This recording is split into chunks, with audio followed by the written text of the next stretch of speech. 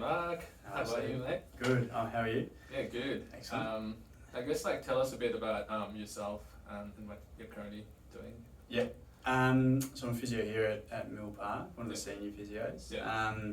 So I went through uni at La Trobe Uni, like yourself. Yeah. Graduated 2019 and started work here at Mill Park Physio. Yeah. So I learnt a lot in my first year and I guess I've since progressed to that senior position. And also do a little bit of work with the Quarter Cannons Footy Club. So they're in the AFL NAB League. Sort of split my time between private practice and I guess sub-elite sport. And that's me at the minute. Yeah, no, perfect. You were also my supervisor when I was on placement here. Yep.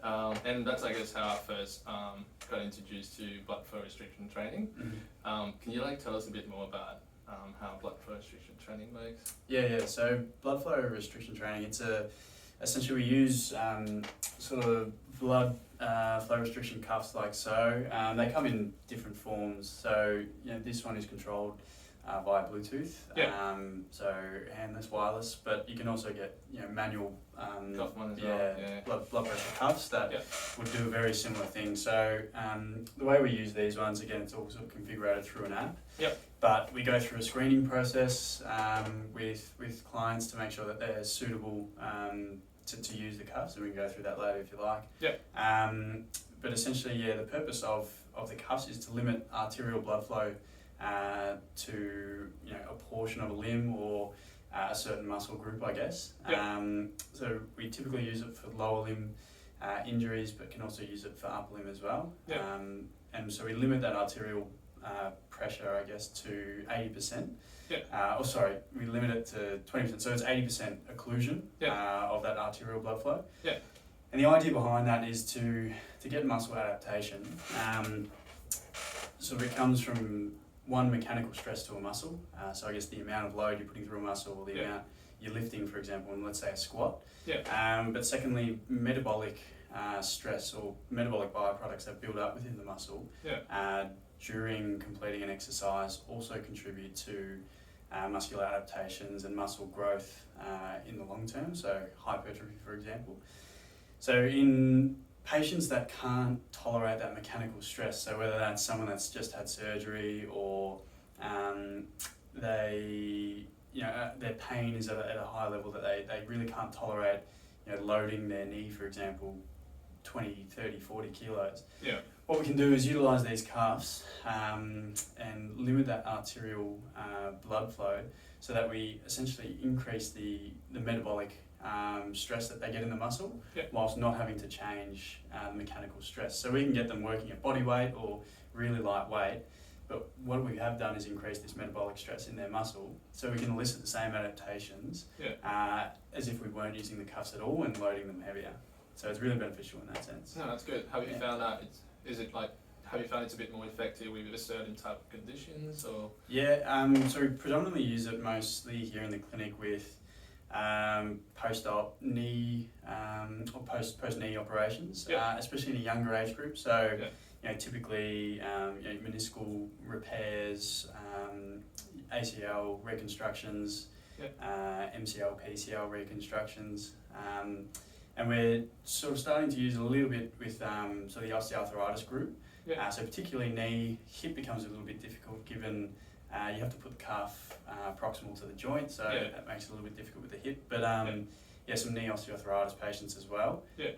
Given the contraindications aren't present, which is more so the case with that age group, given they're typically over 50, 60 years of age. But we predominantly use it with knees here in the clinic. And I think from my experience here as well, it was pretty much the same as well. How do you think the patient reacted, I guess a new form of training as well? Do you think they tolerated well as well and was pretty engaged with using the cuff? Or? So I guess if we start with that younger cohort that have maybe had an ACL reconstruction, or even if it's a non-operative conditions that we use it with, patellofemoral joint pain as well. So we use those conditions, for example. Squatting in these patient groups is quite difficult, quite painful. So we provide some education that, look, this is what the cuffs are doing. When you do exercise with the cuffs, you will get a metabolic build-up, so that lactic acid type feeling when you're on your 12th, 13th, 14th rep of a set, that will be enhanced. But their knee pain associated with their surgery or their condition or whatever they had should be very low or absent. So most people, provided you give that education that, look, it's going to feel tough and you'll have that lactic acid type feeling in the muscle, usually tolerate it pretty well. No, that's really good to know.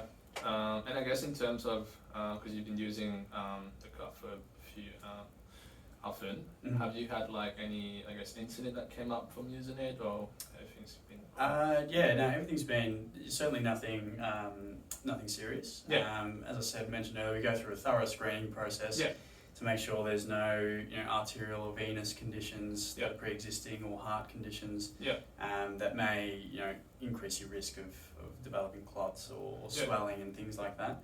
So once we've got through that screening process, you can be pretty sure that it's all going to go quite safely. The things that I've seen, which I guess would like to limit more in the future, is just that fatigue and metabolic byproduct feeling that we sort of discussed earlier. And some people, don't tolerate that too well. So, we might have to just adjust their reps and sets that they're completing using the cuffs in order to allow them to complete the training. And you can sometimes get some peripheral skin colour changes, which, again, provided you're giving the information and the education that might occur, it's nothing untoward. And once the cuffs are off, that'll return to normal. So, I certainly haven't seen anything serious using them yet, and I hope I don't, going forward as well. Yeah, of course. And then in terms of the cuff and then the pressure, the occlusion pressure when you put, I think from memory, the machine calculates it for you, and then you can also manually adjust it, is it? So the cuffs that we've got here, they'll automatically calibrate, I guess, the maximum occlusion pressure in someone's arteries. So, in a healthy young individual, that might sit at about 270 millimeters of mercury. And then for the lower limb, we want to occlude that artery to about 80% of that pressure. And for the upper limb, it's 50%. So, we'll get that maximum number. Let's say it's 270, and then find 80%, which is about 215, 216. And then you can either calibrate it. I'll set that up with the cuffs itself or manually. And then we're getting them to perform a series of sets and reps of an exercise. So typically it's 4 sets. And we like to go 30 reps for the initial set to really get that metabolic stress in the muscle, followed by 3 sets of 15 reps of that exercise with 30 seconds rest in between. And that's at really low weight. So we're talking 20 to 30% of what we think they might actually be able to lift. Perfect. No, that's really good to know. And I guess you can always adjust it based on the person you see. Absolutely. Just one last question, I guess for the day. In terms of like the use of blood flow restriction training, do you think that potentially it could be used a bit more often with like maybe like a kind of patients, or even like a older, I guess, older patient as well? Yeah, I think so. Like I think the one sort of another benefit I didn't mention too much is that it has quite an analgesic effect.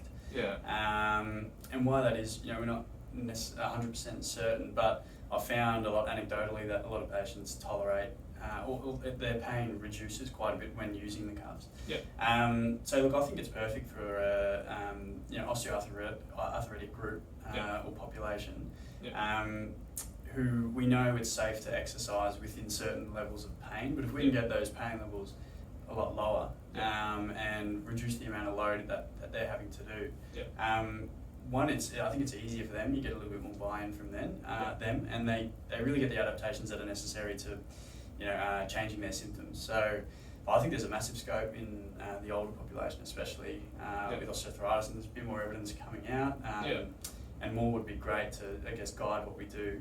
Like I said, I've sort of trialled it with a few, and they've tolerated it quite well thus far. And I guess with this one as well, because it's like, you just use your phone to use it, it's quite convenient. Absolutely.